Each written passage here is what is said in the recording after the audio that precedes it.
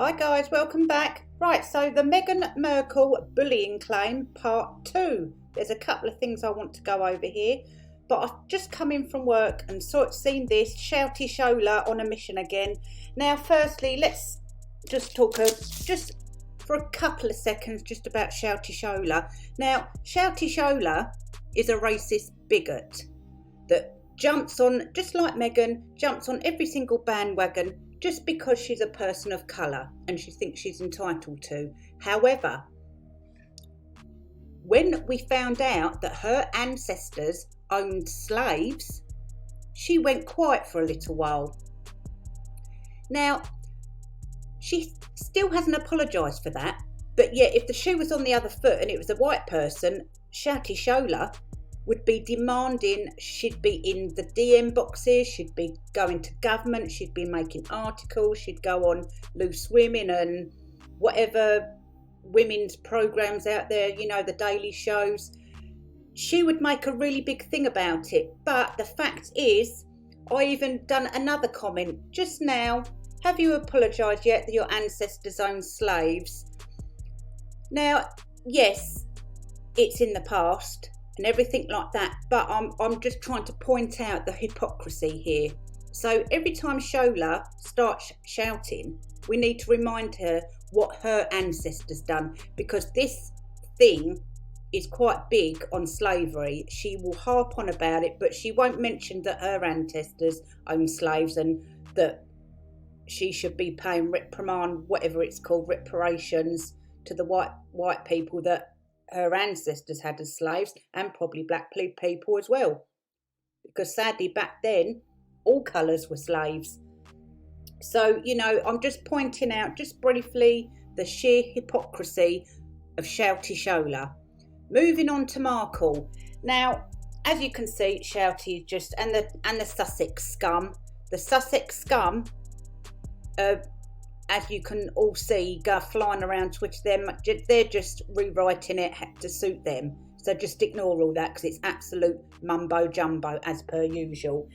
Now, to be quite honest with you, Meghan has no right, the desperate one has no right, sorry, I have to change her name to the correct name. The desperate one actually has some brass neck in talking about women's right after her bullying. She bullied children, she bullied her staff, hence the high staff turnover in Kensington Palace and where she's living now. Her neighbours don't like her.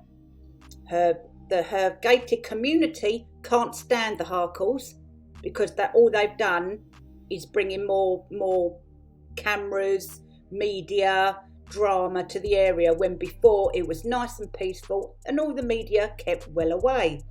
But the desperate ones, being them, they have to bring all their baggage with them wherever they go. Now, Netflix, yeah, the Netflix. I hope you've all cancelled your subscriptions. We need to send a very clear message here, guys. Cancel your Netflix. Get an Amazon stick, because apparently they're better and you can get Netflix on there for free as well, or something like that. But I'm not 100% on that, so you're going to have to look at that into yourselves. But Netflix is about to dump the desperate ones. But already they've jumped on it and twisted it to say this.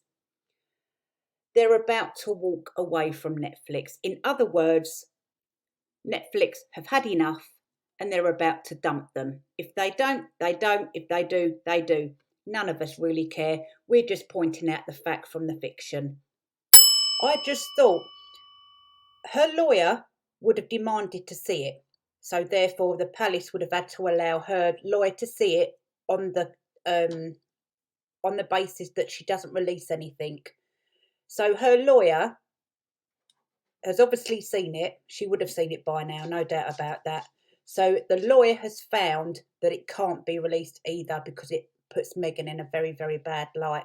And the fact that Markle is trying to change the subject in a way by going after the government and hopping on every single bandwagon, you know she's desperately trying to get this story buried even more. And the fact that her lawyer has obviously seen it If I'm wrong, but she would have seen it by now. That means Meghan is guilty as charged.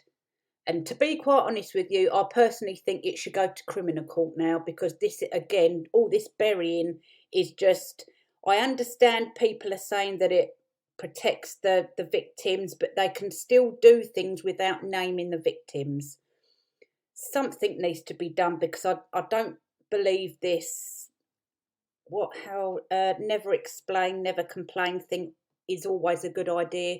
Because at the end of the day, the palace has got to realise that Meghan went to the public with this. She wanted the public involved. We need to see the details just to get this cleared up and stopped once and for all. And it will get the Sussex scum off everyone's back as well.